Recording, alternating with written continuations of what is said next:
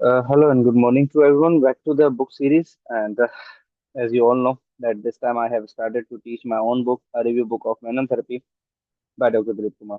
Let's continue with the chapter 11. Chapter 10 are already being uploaded on my YouTube channel. Go and watch them as well and put your valuable feedback as well. So subjective examination, जो कि हमने chapter 10 में किया था, now we will proceed toward the chapter 11, which is uh, the physical examination step by step, and the last video was on the subjective examination step by step. तो हम इतना detail में नहीं जा रहे, लेकिन ये एचईसी की कोर्स आउटलाइन थी कि हम फिजिकल एग्जामिनेशन को स्टेप बाय स्टेप करें। तो पहले तो इंट्रोडक्शन और आगाज करते हैं कि सब्जेक्टिव एग्जामिनेशन के बाद right after you start your physical examination, so right after the subjective examination that has been completed, जैसे कि हमने देखा subjective objective and everything, then you or any healthcare professional can make a mind and what to do.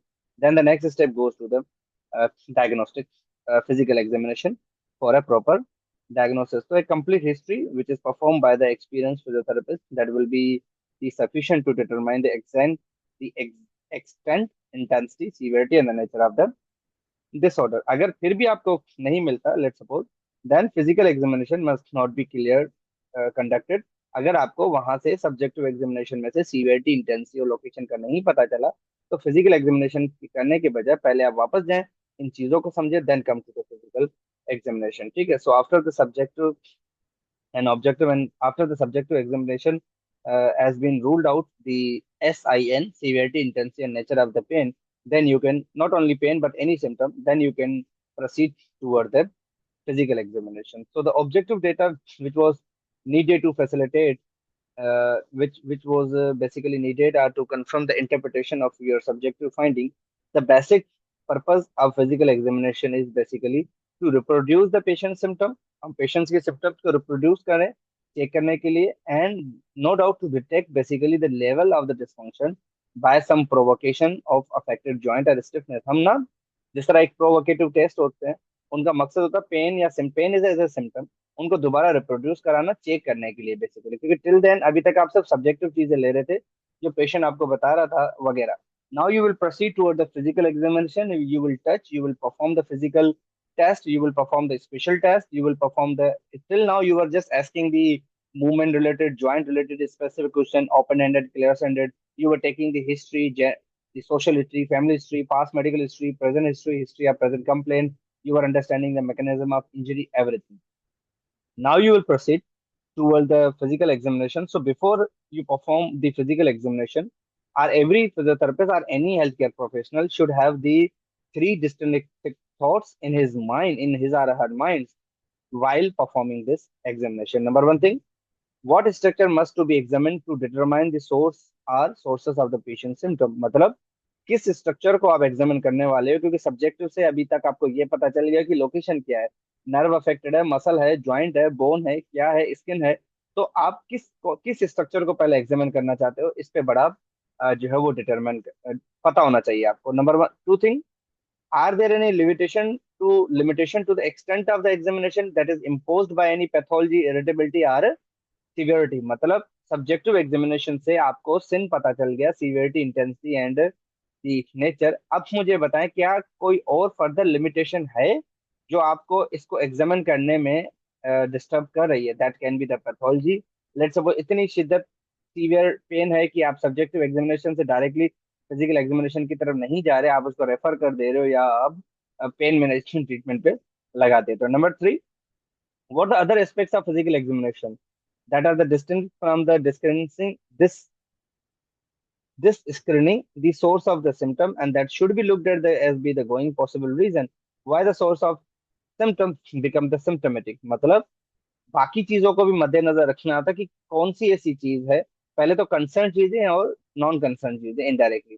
मतलब till then इसको patient को था pen, but आपके पास नहीं आया क्योंकि वो सिम्टोमेटिक नहीं था। मतलब जैसे ट्रिगर पॉइंट्स होते हैं, every time trigger points are not painful, लेकिन वो होते हैं, लेकिन जब आप उसको एग्जामिन करते हैं तो आपको ट्रिगर पॉइंट मिलते हैं और वो पेनफुल भी होते हैं। तो इन बात चीजों को मद्देनजर आपने रखना होता है जैसे ही आप कोई फिजिकल एग्जामिनेशन परफॉर्म करने वाले हो। So before the physiotherapist start the physical examination procedure, he or she basically what he need to have to clear a mind, clear a plan in his or her mind कि पहले तो किस structure को examine करना है। Number one, और फिर ये भी कंसीडर करो कि कौन सी लिमिटेशन है, जो भी 3 चीजें हमने पढ़ी जो आपके एग्जामिनेशन में रुकावट प्रोड्यूस कर सकती हैं या प्रोड्यूस कर रही हैं, कोई भी पैथोलॉजी वगैरह हो सकती है। And then don't forget, basically don't forget the SIN which is coming from a subjective examination. Then furthermore, you definitely need to have make a diagnosis. Before that diagnosis, you have to make a hypothesis as well, primarily and secondary. तो purpose of physical examination क्या होना चाहिए, क्या होगा basically? सबसे पहले तो आपने एक पेशेंट का कॉन्सेप्ट क्लियर करना होता है अबाउट द डिसेबिलिटी, मतलब उनको एक्सप्लेन करना होता है उसकी सिम्टम एवरीथिंग, उसको बताना है कि आपकी ये प्रॉब्लम है, यहाँ से यहाँ तक जाएगी, आपका प्रोग्नोसिस, आपका diagnosis, everything that is relevant to the in fact the personal factors as well, जो कि आप उसको एक्सप्लेन कर सकते हो या पूछना चाहते हो, तो आप उसको जरूर एक्सप्लेन करें। And also it is also necessary to make an assessment of all the movements coming from active that indicate to the functional limit which can be caused by any contractile structure, and after that goes to the passive movement that if they are painful that can relate to the non-contractile structure like soft tissue etc. Not only active and passive, we go for combined, we go for resisted movement and all, right? Joint problems have therefore determined the passive active movement test जो कि हम पढ़ेंगे आहिस्ता आहिस्ता। Okay जी, so should we begin the spinal cord and investment, जो भी subject हमने चीजें डिटरमाइन की। Now the examination of intervertebral segment like IVD, disc वगैरह हो गया, स्पाइनल वर्टिब्रा हो गया, can be divided into the following sequences. Number 1, active test, वो टेस्ट जो आप एक्टिवली परफॉर्म करते हो, right, like the active movement. Active movement वो मूवमेंट जो पेशेंट खुद से परफॉर्म करता है, आप उसको असेस वगैरह भी नहीं करते, और क्योंकि आप करोगे तो पैसिवली हो जाएगा, number 1। Then we check the auditory auxiliary tests which are associated with active movement, मतलब एक्टिव मूवमेंट कराने के बाद कुछ ऐसे टेस्ट भी होते हैं, एक्सिलरी टेस्ट हो गए, जो उसके साथ जुड़े हुए होते हैं, उसके साथ आप करा सकते हो, just like for example joint compression test है, या VBI के जो टेस्ट है, वर्टिब्रो बेसिलर इंसफिशिएंसी आर्टरी के जो टेस्ट होते हैं, वो भी आप एक्टिव मूवमेंट के साथ एडअप कर सकते हो।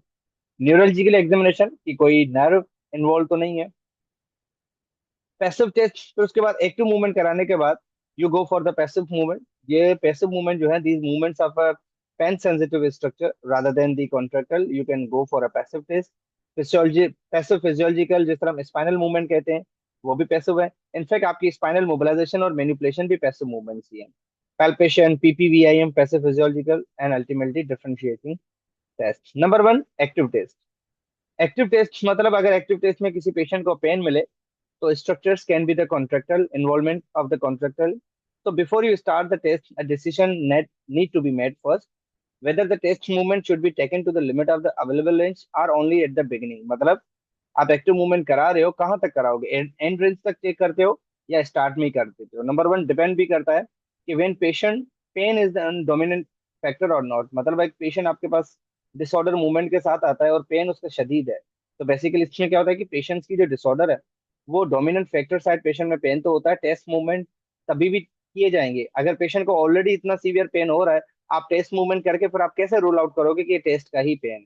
तो test movement they are only taken only to the patient in the range where the pain basically commences, मतलब कम हो जाए थोड़ा बहुत या तो लेसन हो जाए, so just beyond to assess the pattern, ताकि आप चेक तो कर सके कि किस मूवमेंट में पेन बढ़ रहा है। How can you determine a positivity of a special test when the patient is having already a severe pain?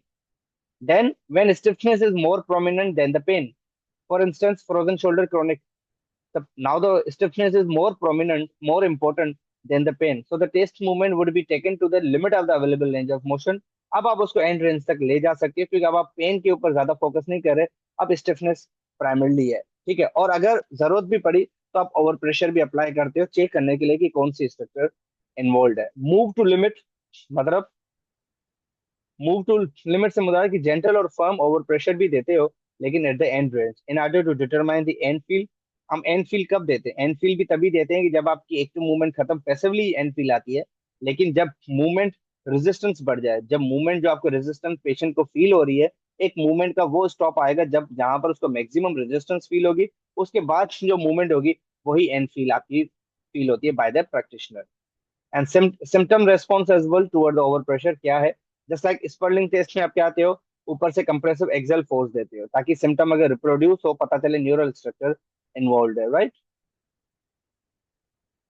Then move to pain as well when the patient has the severest pain सबसे ज्यादा है, let suppose, तो the accessory test should be perform. Accessory मतलब वो जो आपकी gliding और rolling तक महदूद थी, लेकिन फिर भी आप जॉइंट कंप्रेशन और विगोरस मूवमेंट को अवॉइड करते हो ताकि पेन में आ रहा है। सो इट आल्सो मीन कि necessary movement there should be only taken up to the point when a pain is at the first field.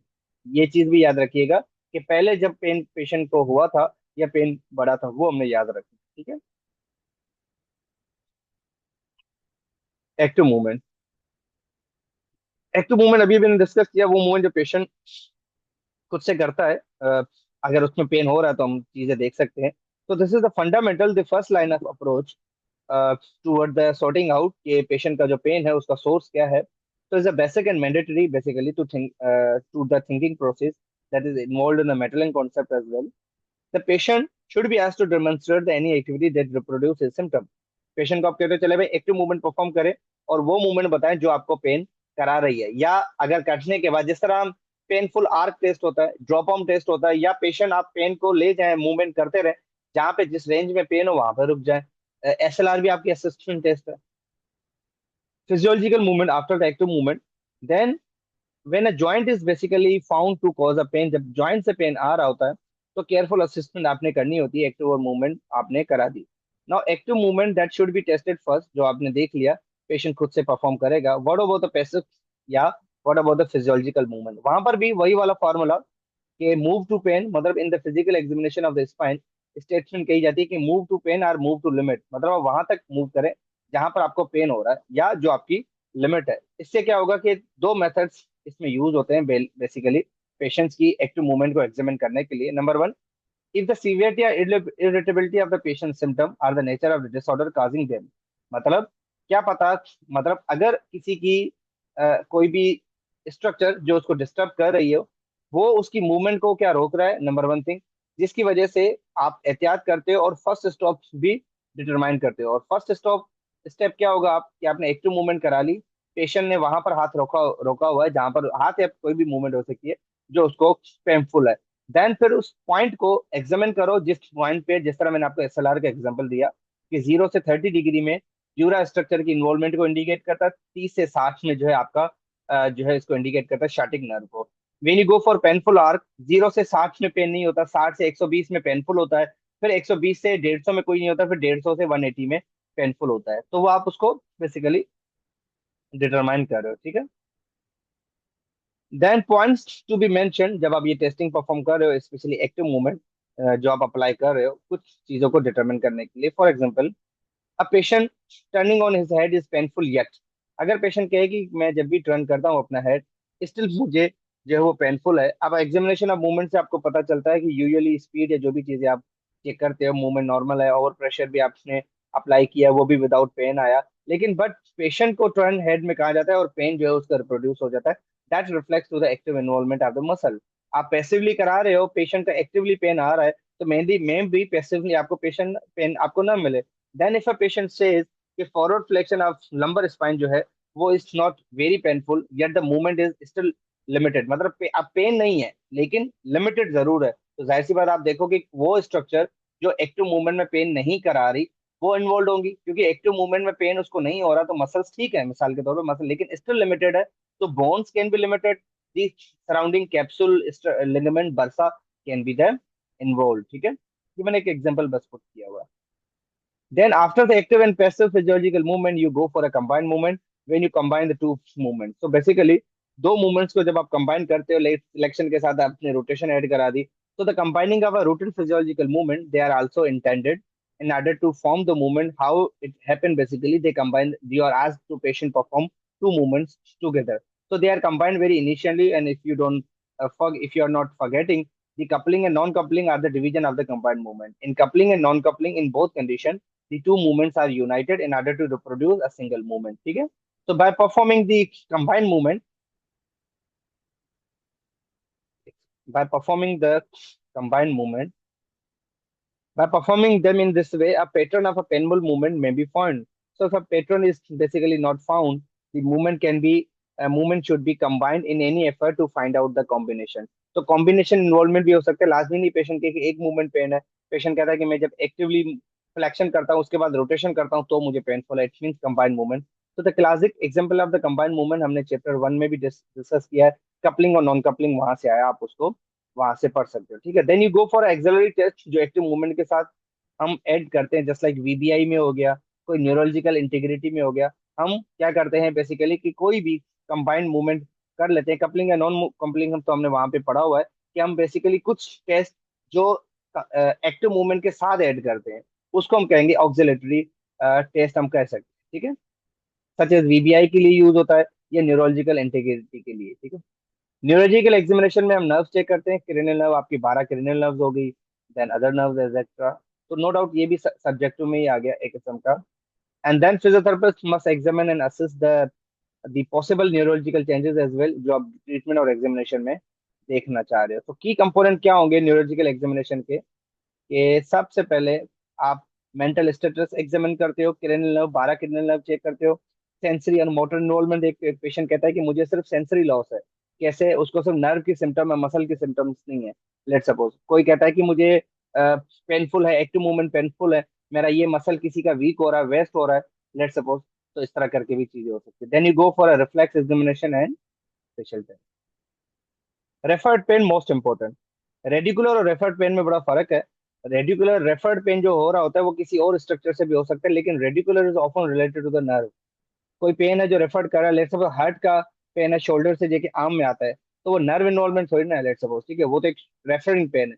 Radicular pen की हमेशा ओरिजिन जो है वो नर्व होती है, ये हमेशा याद रखिएगा, ठीक है। इसीलिए रेफर्ड पेन का ओरिजिन हमेशा नर्व रूट नहीं होता, हो सकता है लेकिन हमेशा नहीं होता।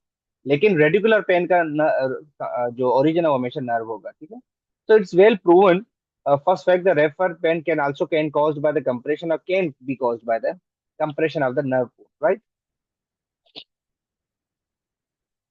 और नर्व पेन की हमारे पास जो सिम्टम्स हैं वो tingling, paresthesia, numbness, sharp shooting pain, etcetera. यहाँ पे जेम्स सीरियक्स ने मेंशन किया 1993 में, कहा हुआ कि डिस्क में in also be term by irritating the other pain sensitive structures as well. मतलब डिस्क किसी और चीज से भी, वर्टिब्रल कैनाल में जो और स्ट्रक्चर है वो भी डिस्क के ऊपर करा सकती है, पेन करा सकती है, such as nerve root, sleeve, etcetera, ठीक है। मसल वीकनेस जो है वो भी नर्व रूट की वजह से आ सकता है। एक बंदे का मसल जो है वो वेस्टिंग में जा रहा है, एट्रोफी में जा रहा है, क्वाइट पॉसिबल उसको नर्व रूट, नर्व सप्लाई सही से नहीं मिल रही। तो finally as a result of our interpretation of neurological examination, हमने बड़े तरीके से नर्व रूट साइंस चेक करने होते हैं, फील करने होते हैं, एग्जामिन करने होते हैं in order to reach. Dermatome से हम नर्व रूट का लेवल पता चलता है, मायोटोम से भी हमें स्पाइनल नर्व रूट का पता चलता है, रिफ्लेक्सर से भी हमें नर्व रूट का पता चलता है। So basically neurological examination is no doubt very compulsory wherever the neurological involvement is. So a thorough neurological examination can also provide a valuable information. It can let you know, it can let early healthcare professional know कि कौन सी nerve involve है, उसकी location क्या है, क्या ये वाकई radicular pen है या जस्ट किसी अदर स्ट्रक्चर से रेफर्ड हो रहा है, ठीक है। Right after that you need to follow the passive test. तो there are the many passive test जो कि फिजिकल एग्जामिनेशन का पार्ट है। तो मूवमेंट बेस्ड भी है, जस्ट लाइक एक एग्जांपल मैं आपको दे रहा हूँ, स्लम्प टेस्ट। हम सबको पता है स्लम्प टेस्ट के बेसिकली जो हम परफॉर्म करते हैं वो हमने कैसे परफॉर्म करना होता है, या तो ड्यूरामीटर को हम चेक करते हैं या नर्व की इन्वॉल्वमेंट को। फिर पेशेंट को बिठाया जाता है, पहले नेक फ्लेक्स करवा जाती है, लंबर फ्लेक्स कराई जाती है, फिर नेक फ्लेक्स और फिर नी की एक्सटेंशन सिटिंग पोजीशन में करा दी जाती है। तो यहाँ पर दो रीजन है, मैं आपको direct, we are not determining the slump test directly, लेकिन मैं आपको सिर्फ पर्पस बता रहा हूँ। मैं आपको पिक्चर बताता हूँ। Slump test is also a physical examination in order to assess the neural involvement या in order to assess the nerves, nerve tension या irritation of the spinal nerve, ठीक है, जो कि हम परफॉर्म कराते हैं स्पेसिफिकली कहाँ पर, लंबर और स्पाइनल रीजन में, ठीक है। अब ये एक स्लम टेस्ट का पूरा डेमोन्स्ट्रेशन है कि जब पेशेंट में बैठा होता है, मैं आपको पिक्चर दिखा देता हूँ कि कैसे सिम्टम ट्रेवल करती हैं वगैरह। This is how the slump test is perform, as you can see in the right picture. On right side जो लेडी है वो पैसे पहले बैठी हुई है, राइट, और ये राइट साइड, लेफ्ट साइड पे चेक किया जा रहा है। जो मतलब टांग नी एक्सटेंडेड है वो साइड चेक की जा रही है। पहले लंबर को फ्लैक्स किया जाता है, फिर नेक को फ्लैक्स किया जाता है, क्योंकि ये पूरी ड्यूरा को टारगेट करता है। और फिर उन्होंने पहले नी 90 डिग्री पे दोनों फ्लैक्स होते हैं, फिर नी को एक्सटेंड किया जाता है ताकि वो ड्यूरा और स्ट्रक्चर्स के ऊपर जो अच्छा खासा स्ट्रेच है, और अगर ये पेन प्रोवोकेटिंग होगा तो slump test is positive. On the left side if you can see, जो थेरेपिस्ट है वो उसको पैसिवली मजीद सर्वाइकल और एंकल की डोर्सिफ्लेक्शन करवा रहा है, सर्वाइकल पे नेक की फ्लेक्शन करा रहा है, और एंकल पे डोर्सिफ्लेक्शन पैसिवली परफॉर्म करा in order to reproduce the symptom. Then you go the physiological spinal movement. I have mentioned many times the PPIM, passive physiological intervertebral motion test, जो कि हमें assessment, physiotherapist as assessment use करता है ताकि evaluate कर सके जो spinal segment है, स्पाइनल जो रीजन है, वहां पर उसकी मोबिलिटी और इंटीग्रिटी ऑफ इंटरवर्टिब्रल डिस्क के लिए. ठीक है. इस इन्वॉल्व में क्या होता है कि स्पाइनल मूव, जो स्पाइनल प्रोसेस होता है, स्पाइनस प्रोसेस होता है, उसको मूव किया जाता है चेक करने के लिए उसकी मोबिलिटी, उसके अराउंड स्ट्रक्चर्स की इंटीग्रिटी एंड ऑल. ओके जी. अगर फाइंडिंग हमें इस पीपीआईएम से क्या मिलता है, सबसे पहले जॉइंट रिस्ट्रिक्शन और हाइपोमोबिलिटी. अगर आप स्पाइनल मोबिलाइज कर रहे हो, मूव करा रहे हो, तो उससे आपको उसकी जो है वो इंटीग्रिटी भी पता चलती है, नंबर वन थिंग, और प्लस में हाइपोमोबिलिटी और जॉइंट रिस्ट्रिक्शन का भी पता चल सकता है. फिर आप इंटरवर्टिब्रल डिस्क की इंटीग्रिटी भी पता चलती है कि पेन क्या रेडिएट नहीं कर, स्पाइनल मूवमेंट को आप छेड़ रहे हो और मूवमेंट रेडिएट कर रही हो, जस्ट लाइक एक मोलिगन की टेक्निक है spinal mobilisation with arm movement. जब आप सर्वाइकल स्पाइन को मोबिलाइज करते हो और पेन जो है आर्म में जा रहा होता है, तो वो इंडिकेट करता है कि आप सर्वाइकल की इन्वॉल्वमेंट है, वो भी नर्व इन्वॉल्वमेंट है. Then no doubt the localization of the segment is well dysfunction या पैथोलॉजी. ठीक है.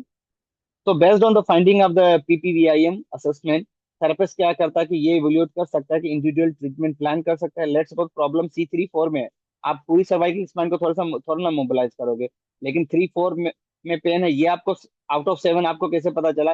पीपीवीआईएम के थ्रू. ठीक है. So it is very important to PPVIM to assess, and that should be perform very carefully, क्योंकि आप patient की स्पाइन के साथ जो है वो उसकी असेसमेंट कर रहे हो. ठीक है.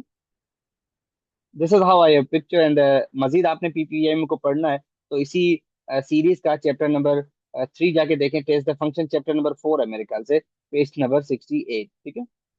And then you do observation. फिर आप ऑब्जर्वेशन देखते हो पैसिव मूवमेंट्स के बाद, पेशेंट्स की जनरल अपीयरेंस, कोई डिफॉर्मिटी, कोई एसिमेट्री, कोई डिसलोकेशन एक्सेट्रा, जो जो चीज़ आप बेसिकली ऑब्जर्व कर सकते हो. तो observation during a physical examination also play a की रोल, जो कि आपको इंफॉर्मेशन गेन करने में हेल्प करता है. फिर पेशेंट का जो फिजिकल अपीयरेंस है, मूवमेंट पैटर्न है, पोस्चर है, any deformity, any muscular atrophy, muscular wasting, everything. तो पेशेंट जनरल अपीयरेंस जो है बड़ा मैटर करता है. बॉडी बिल्ड, बॉडी मल्क, ओबेसिटी, मस्कुलर एक्सेट्रा. ठीक है. राइट ऑफ द ऑब्जर्वेशन के की एस्पेक्ट्स क्या होंगे ऑब्जर्वेशन के, जब आप एज ए फिजियोथेरेपी आप एग्जामिनेशन बना रहे हो? सबसे पहले आप उसका पोस्टर देखते हो. एक आपके पास फॉरवर्ड हेड पोस्टर के साथ आता है, स्लाउस पोस्टर के साथ आ सकता है, कैफोटिक हो सकता है, हंचबैक हो सकता है. ये सारी की सारी चीजें पोस्टर से पता चलती हैं. और पोस्टर को असेस करना, आपके पास ग्रिड चार्ट भी होता है, या प्लम लाइन के साथ भी आप चेक करते हो, एंटीरियरली, पोस्टीरियरली या laterally. Movement pattern as well, कि आप डिफरेंट मूवमेंट चेक करते हो. क्या पता वो उसकी एक्टिविटी लिमिटेशन हो, जिस तरह हमने डिसेबिलिटी मॉडल में पढ़ा था. क्या पता एक्टिविटी लिमिटेशन हो, पेशेंट कहता है कि मैं एक्टिवली, वैसे सब ठीक है, लेकिन जब अपनी बैक पॉकेट में हाथ पुट करता हूँ तो वहां पर पेमेंट. तो मूवमेंट पैटर्न भी देखना लाजम है. पैटर्न से हमें ज्वाइंट का भी पता चलता है, जिस तरह फ्रोजन शोल्डर का मूवमेंट पैटर्न है, external rotation restricted more than abduction, more than internal rotation. Then you go for gait analysis. Any gait and gait problem as well? क्या किसी को gait problem तो नहीं है? Different types of the abnormal gaits are like we have a Trendelenburg gait, we have a antalgic gait, we have a circumdulatory gait, shuffling gait, Parkinson में जो मिलता है ऐसे. Muscle tone and bulk we have discuss already. Tone का बढ़ जाना, कम हो जाना, मतलब हाइपोटोनिसिटी या हाइपरटोनिसिटी. बल्क का कम हो जाना, ठीक है, वेस्टिंग वगैरह. Joint ranges, passive joint ranges, ADL and ADL, उसकी activity of daily living, instrumental activities of daily living and other factors you can observe. Then you go for a, so by be careful या by carefully observing these aspect जो जो हमने discuss किया. आपका as a physiotherapy examination, as a physical therapist, आप अच्छी खासी information gain कर सकते हो. आपको आइडिया हो जाएगा कौन कौन सी चीजें इन्वॉल्व है, कौन कौन सी नहीं है. ठीक है. After that we have a joint test. Joint test ये जो पार्ट है एग्जामिनेशन का, इसमें स्पेसिफिकली एक्टिव मूवमेंट और पैसिव मूवमेंट तो सारी हमने परफॉर्म की. वो किस पे हो रही है? जॉइंट पे ही हो रही है. सो जॉइंट टेस्ट भी बड़े असेसमेंट टेक्निक्स है जो आप as a health care professional use कर सकते हो. आपको जॉइंट की इंटीग्रिटी, मोबिलिटी और स्टेबिलिटी का पता चलता है. मैं आपको एग्जांपल देता हूँ कि एक पेशेंट कहता है कि उसको बार बार उसका शोल्डर या कोई जॉइंट है वो डिसलोकेट हो रहा है, मतलब उतर जा रहा है. इनडायरेक्टली इस तरह की डेफिनेशन डिफाइन करता है ना. तो recurrent dislocation often reflects to the ligamentous laxity, के लिगामेंट्स की इन्वॉल्वमेंट जो है इनस्टेबिलिटी कराती है. तो इससे आपको क्या पता चला, आपने एक्टिव रेंजेस की पेशेंट कहता है कि मैं इस मूवमेंट में मेरा कंधा उतर जाता है, मेरा ये जोड़ उतर जाता है, दैट ये आपका सेंस बनना, तो आपकी ये पता चला कि इसमें स्टेबलाइजिंग फैक्टर इन्वॉल्व है। तो इस तरह की चीजें बहुत सारी आपको पता लग सकती है जॉइंट टेस्ट से। तो there are the several types, हम कुछ कुछ डिस्कस करेंगे जॉइंट टेस्ट के हवाले से। Let's discuss one of them. Okay, just like special test हम वर्ड यूज करते हैं, स्पेशल टेस्ट भी तो जॉइंट्स के लिए होती है ना। आपके पास फेबर टेस्ट है, पेट्रिक टेस्ट है, फिगर 4 टेस्ट है, वो किसके लिए होता है? हिप इंट्राआर्टिकुलर पैथोलॉजी के लिए, हिप जॉइंट के अंदर जो स्ट्रक्चर मौजूद है उनकी पैथोलॉजी के लिए। जस्ट लाइक आप एसएलआर कर रहे हो, वो भी तो हिप के लिए है ना, भले ही शॉर्टिक नर्व के लिए हो, लेकिन हिप की पैथोलॉजी भी वहां से पता चलती है। ठीक है। So these orthopedic joint tests, they are very performed as a part of the comprehensive musculoskeletal examination, not at the start of the examination. They should be performed at the end of the examination. Active movement already discussed, चीजें discuss कर चुके हैं। Then we have a passive movement as well. Okay, इसको भी हमने discuss किया था। Active movement for the contractile structure, passive for the non contractile. Capsular pattern हमने डिस्कस कर लिया। पैसिव जॉइंट प्ले मूवमेंट, जिनको arthrokinematic movement, gliding sliding rolling वगैरह वो कर दी जाती है, जॉइंट प्ले मूवमेंट्स हो गई। And then we go for a muscle test. Muscle test में क्या क्या चीजें आती हैं, ये जो एक्टिव मूवमेंट हमने जितने भी डिस्कस किया, अगर आपने इनको डिटेल में पढ़ना हो तो चैप्टर नंबर 2 जरूर पढ़िएगा, पार्ट 2 जरूर पढ़िएगा, स्पाइनल मूवमेंट्स के नाम से। ठीक है।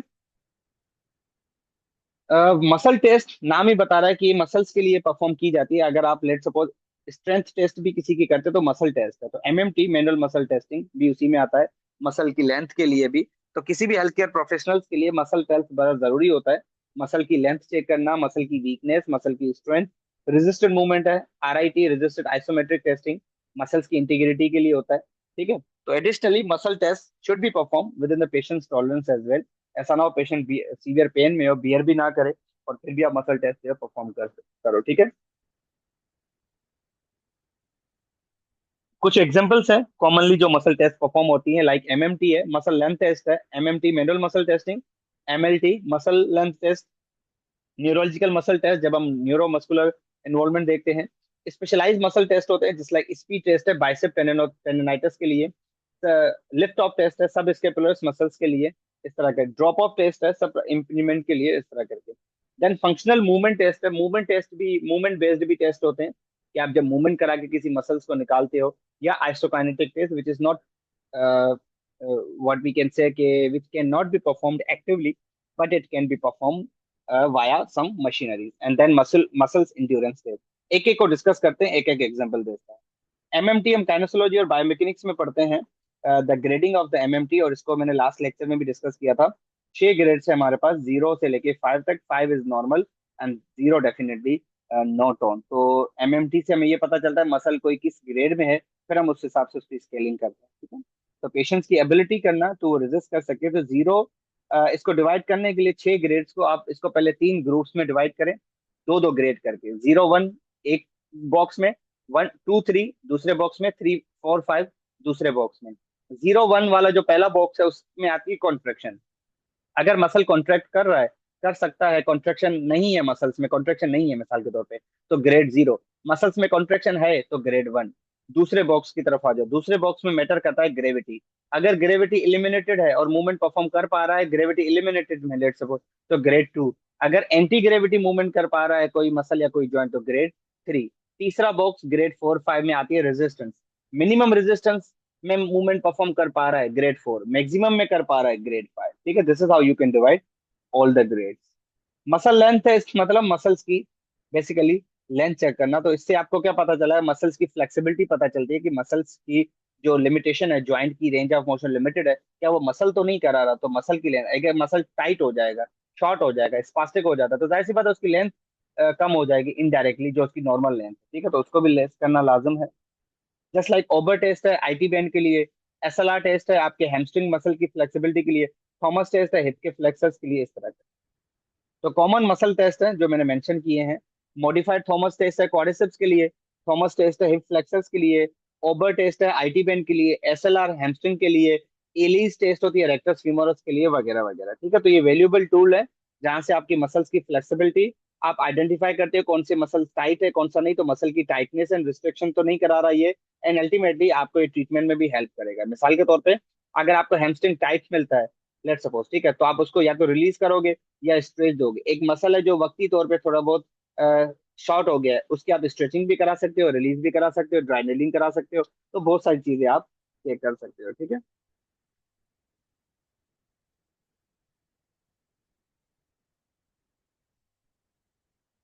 Then we have muscle endurance test.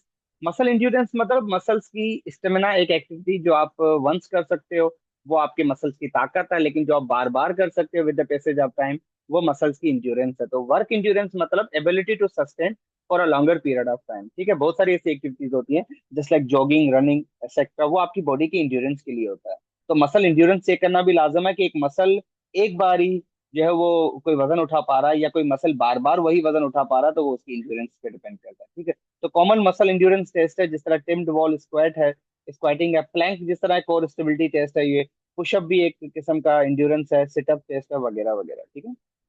Functional movement test हमारे पास मौजूद है, कि फंक्शनल टेस्ट मतलब ये आपके मसल्स की ability to perform any functional movement.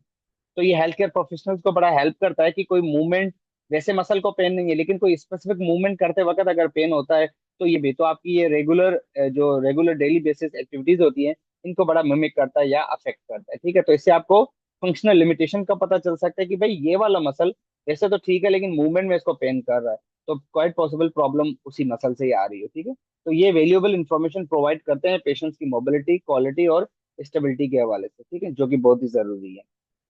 Then common functional test है जिस तरह सिंगल हेड स्क्वाट टेस्ट है, स्टेप अप टेस्ट है। जब आप स्टेप अप कराते हो तो specific group of muscle use होते हैं। लेट सपोज आप किसी को कहो कि वो पंजों के बल चले, और वो पंजों के बल खड़ा रहे, चले भी ना, तो ये मूवमेंट बेस्ड है ना। अब पंजों के बल खड़े होने में अगर उसको पेन हो लेट सपोज, तो क्वाइट पॉसिबल उसके काफ मसल वीक है क्योंकि वो सस्टेनेबिलिटी भी नहीं कर पा रहे।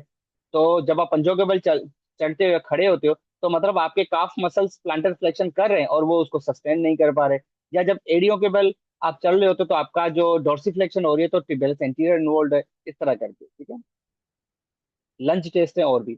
आइसोकाइनेटिक जिस तरह मैंने बताया कि मैनुअली पॉसिबल नहीं है लेकिन मशीनरी पॉसिबल है, तो मैं आपको पिक्चर देखा था। आइसो मतलब सेम, काइनेटिक मतलब kinetic energy, so this is not possible. तो आइसोकाइनेटिक टेस्टिंग एक स्पेशलाइज किस्म की असेसमेंट है जो हेल्थ केयर प्रोफेशनल मशीन के थ्रू यूज करता है, specifically in the sports medicine and rehab site, जहां पर जो काइनेटिक एनर्जी है उसको फिक्स रखा जाता है। तो जिस तरह आइसोमेट्रिक है जिसमें मसल की लेंथ सेम रहती है, आइसोटोनिक है जिसमें मसल की टोन सेम रहती है, आइसोकाइनेटिक है जिसमें मसल्स की जो वेलोसिटी है वो सेम होती है, और आइसोकाइनेटिक एनर्जी जो है वो स्पेशलाइज्ड इक्विपमेंट के थ्रू यूज होती है, जिसको आइसोकाइनेटिक डायनामोमीटर कहा जाता है, उसके थ्रू मेजर की जाती है, तो ठीक है। मैंने एक पिक्चर पुट की हुई है आपके सामने आइसोकाइनेटिक डायनामोमीटर की।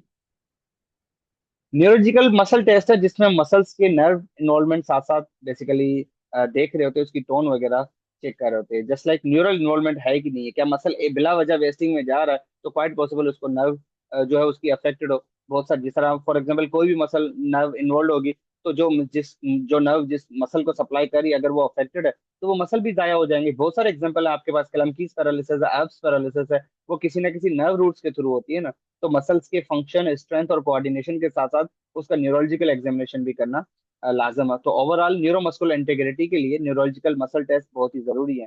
लाइक मसल टोन की असेस करना, मसल की स्ट्रेंथ के लिए रिफ्लेक्सेस आपको नर्व इन्वॉल्वमेंट बताते हैं, कोऑर्डिनेशन टेस्ट। तो न्यूरोलॉजिकल मसल टेस्ट जितने भी हैं वो जरूरी हैं, और ये आपको हेल्प आउट करते हैं ताकि कौन सी नर्व इन्वॉल्व है, लियन को लोकलाइज करने के लिए, इन्वॉल्वमेंट ऑफ नर्व है कि नहीं है, इन चीजों को डिटरमाइन करने के लिए, ठीक है। Then we have RIT registered isometric test, इसको हम बहुत बार डिस्कस कर चुके हैं, जिसमें मसल्स की स्ट्रेंथ बेसिकली चेक कर रहे हैं, मसल्स की जिस तरह बाइसेप टेस्ट है, स्पीड टेस्ट है, वो बाइसेप टेंडनोपैथी के लिए होता है। आप पेशेंट को सुपाइन में लेटा के एल्बो को फ्लेक्शन कमांड करते हो, लेकिन बिफोर दैट आप एल्बो पे एंटीरियरली हाथ प्लेस करते हो, फोरम एंटीरियर फोरम पे, और रेजिस्ट करते हो उसकी एल्बो की फ्लेक्शन को, ताकि आप बाइसेप की इंटीग्रिटी चेक करना चाहते हो। तो ये बड़े स्पेसिफिकली मस्कुलो टेंडनस यूनिट के जो टिश्यू है उसकी स्ट्रेंथ के लिए चेक करने के लिए बनी है, जिसको रेजिस्टेंट आइसोमेट्रिक टेस्टिंग कहा जाता है, ठीक है। इसमें स्पेसिफिकली एक मसल को टारगेट किया जाता है और उसकी स्ट्रेंथ जो है वो चेक कर दी जाती है, और मैक्सिमम मसल अपने शेप में रेजिस्टेंस कहाँ पे अप्लाई करता है, मिड रेंज। अगर आपको मसल की रेंजेस का पता हो, तो तीन तरह की रेंजेस होती है, initial range, outer range and mid range. Mid range में मसल सबसे ज्यादा परफॉर्म कर रहा होता है क्योंकि वो अपने मैक्सिमम शेप में होता है, ठीक है। तो when performing the resistance isometric test, आपने बहुत सारी चीजों को ख्याल रखना है कि स्पेसिफिकली उसी मसल की कॉन्ट्रेक्शन करानी हो, ठीक है, नंबर वन थिंग, कोई न्यूरल इन्वॉल्वमेंट भी ना हो, और रेजिस्टेंस भी आपकी प्रॉपर आनी चाहिए। तो ओवरऑल रेजिस्टेंस आइसोमेट्रिक जो टेस्टिंग है वो वैल्यूएबल टूल है रिहेबिलिटेशन और स्ट्रेंथनिंग प्रोग्राम के लिए। ये आपको सेफ और इफेक्टिव वे प्रोवाइड करते हैं कि किस तरह मसल की स्ट्रेंथ और स्टेबिलिटी को चेक किया जाए, ठीक है। Then we have there are four possible finding जो हमें रेजिस्टेंस टेस्टिंग से मिलता है according to the James Cyriax को, इसको हम डिटेल में डिस्कस कर चुके हैं। लेट्स सपोज अगर किसी ने मसल की कॉन्ट्रेक्शन आपने करवाई, रेजिस्टेंस आइसोमेट्रिक करवाई, आपने रेजिस्ट किया और वो कॉन्ट्रेक्शन कर गया अच्छी खासी आपके रेजिस्टेंस के खिलाफ, उसकी मसल्स की कॉन्ट्रेक्शन हो गई, फुल रेंज भी आ गई और कोई भी पेन नहीं हुआ, इट मींस यहाँ पर कोई लीजन नहीं है, तभी तो वो परफॉर्म कर पा रहा है। लेकिन कॉन्ट्रेक्शन अच्छी खासी मिली, स्ट्रॉन्ग मिली, आपके वो अगेंस्ट फोर्स भी अप्लाई कर गया लेकिन उसको अच्छा खासा पेन हुआ, तो मतलब यहाँ पर कोई ना कोई माइनर लीजन है। नंबर थ्री कैटेगरी, कॉन्ट्रेक्शन भी नहीं कर पा रहा और मतलब वीक है मसल लेकिन स्टिल उसको पेन कोई नहीं हो रहा, तो मतलब यहाँ पर कोई नर्व सप्लाई की इंटरप्रिटेशन है, इसीलिए वो आपके अगेंस्ट रेजिस्टेंस के काम भी नहीं कर पा रहा, थोड़ा बहुत वीक भी है, काम भी रहा है लेट्स सपोज, लेकिन स्टिल वो कहता है मुझे पेन कोई नहीं। It mean there is a purely involvement of the nerve supply जो उस मसल को सप्लाई दे रही है। तो आप फॉर एग्जांपल अगर बाइसेप निकलता है तो आप मस्कुलोकुटेनियस नर्व को पता करें, वो उसकी एनसीएस या उसकी अदर इंटीग्रिटी से पता। और फाइनली अगर ना रेजिस्टेंस के अगेंस्ट वो मसल काम कर पा रहा है और अच्छा खासा पेन है, तो यहाँ पर माइनर नहीं अच्छा खासा मेजर लीजन है, तो वो कंप्लीटली टीयर की तरफ भी जा सकता है, ठीक है।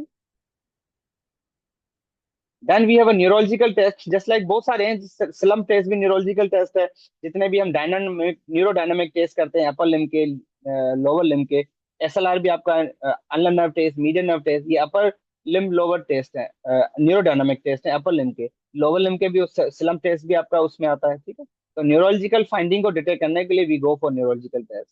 कुछ एग्जांपल्स में देता हूँ, सेंसरी टेस्ट है, ठीक है, पेज नंबर 280 आप पढ़ लीजिएगा मजीद न्यूरोलॉजिकल एग्जामिनेशन के ऊपर।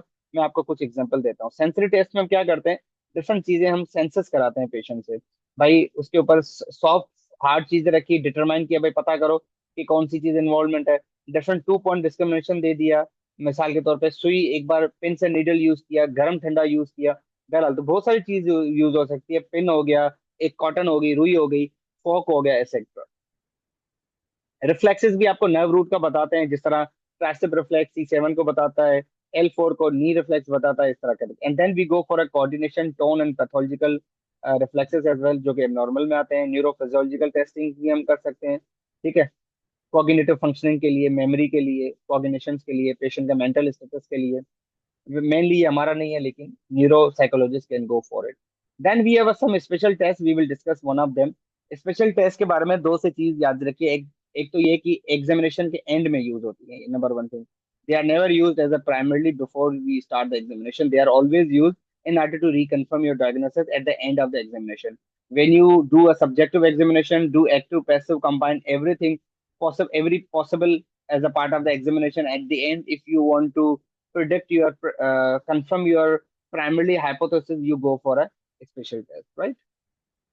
So you can go for a page number 303 as well.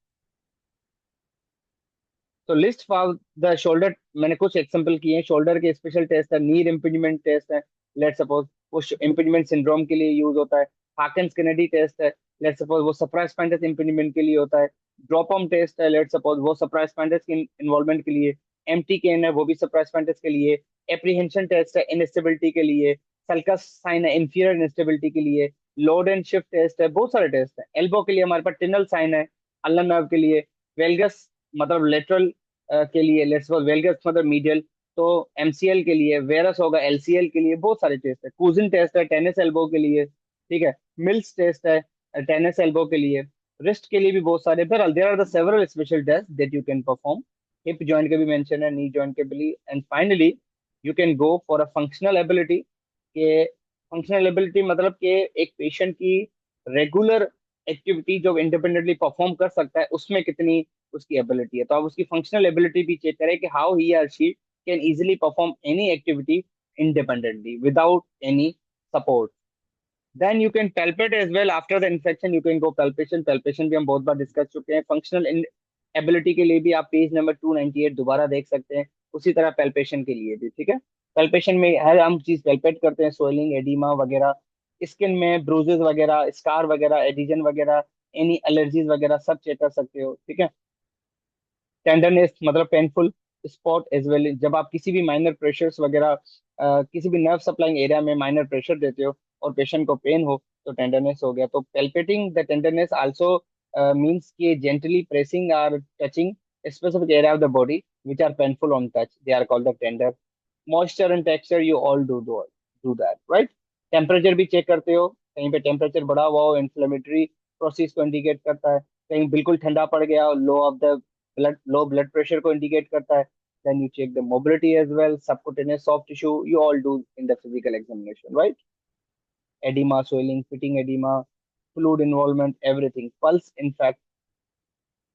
Then you go for accessory movement, arthrokinematic, rolling, gliding, इसको भी हम डिस्कस कर चुके हैं चैप्टर नंबर 2 में, तो आप उसको भी गो थ्रू कर सकते हो। And then you need to complete your physical examination कि आपने सारी चीजें कर ली। Before that you must consider the following before you complete your physical examination. Number one thing, आपने सारे की सारी फाइंडिंग, हिस्ट्री, सिस्टम्स, इंफॉर्मेशन से जो मिली उसको एक बार रिव्यू करना है ताकि आप डायग्नोसिस बनाने में कोई गलती तो नहीं कर रहे। Number one thing. Then summarise करें सब फाइंडिंग को और उसको एक प्रिडिक्टेबल क्वेश्चंस में डालें, डायग्नोसिस में डालें, हाइपोथेसिस में डालें। उसको समराइज कहाँ से करोगे? आपकी सारी की सारी फाइंडिंग, इंटरप्रिटेशन जो आपने सब्जेक्टिव और फिजिकल एग्जामिनेशन से फाइंड आउट किए। Then you also can discuss your results of examination with the patient and other health care professional in order to make a proper diagnosis. फिर एक plan of care बनेगा उसकी finding of examination के बुनियाद पे, ताकि आप डायग्नोस्टिक टेस्टिंग करने से पहले एक बनाओ और फिर रेफर करना चाहो तो किसी स्पेशलिस्ट को भी रेफर कर सकते हो। ये चीजें आपने मद्देनजर रखनी है। सो लास्टली, आप फाइंडिंग को डॉक्यूमेंट करते हो, फिजिकल एग्जामिनेशन बनाते हो, कोई एबनॉर्मलिटीज को डायग्नोस करते हो, उसको फॉलो अप किया, प्लान ऑफ केयर बनाया and everything. So finally after educating the patient, आपने उसको इंश्योर करना है, पेशेंट को अंडरस्टैंड करना है, उसके डायग्नोसिस को समझना है, उसको ट्रीटमेंट प्लान, उसको लाइफस्टाइल मॉडिफिकेशन बतानी है, होम प्रोग्राम बताना होता है and everything. So before you discharge the patient, आपने उसको अच्छे तरीके से इंस्ट्रक्ट करना है, एजुकेट करना है, कंसेंट भी लेना है, उसको डेमोन्स्ट्रेट करना है। अगर पेशेंट नहीं समझ पा रहा किसी भी बैरियर की वजह से तो उसको रिटर्न में देना है, उसको कंक्लूड करना है फिजिकल एग्जामिनेशन को, जो जो आपने बनाया। Ultimately you also can thanking as well, ठीक है, ताकि उसने कोऑपरेट किया throughout this physical examination, आपको उसमें पार्टिसिपेट किया and all of them by following this all step. Then as a health care professional आप उसको डायग्नोसिस ना कि लिख के देते हो, उसका फिजिकल एग्जामिनेशन लिख के देते हो कि मैंने ये किया, ताकि कल को वो किसी और कंसल्टेंट के पास जाए, हेल्थ केयर प्रोफेशनल्स के पास जाए तो उसको पूछने की जरूरत ना पड़े, वो चार्ट या आपकी डॉक्यूमेंटेशन देके जो है वो हर चीज समझ जाए। तो let's summarise overall all of them. This was a introduction of a physical examination step by step as per criteria by the HEC. So we are done till then. We are done with the chapter 11. Next, मेरे ख्याल से 4 या 5 और chapters हैं, and I will try to complete these chapters till the till today or till within the 2 to 3 days. So once again, thank you so much. Don't try to forget the like and subscribe this channel as well, and put your valuable feedback in comments box. And also let me know any other book right after completing this book. So should I forget? And also put your valuable feedback over my social media platform, the named with Center of Management. Thank you so much.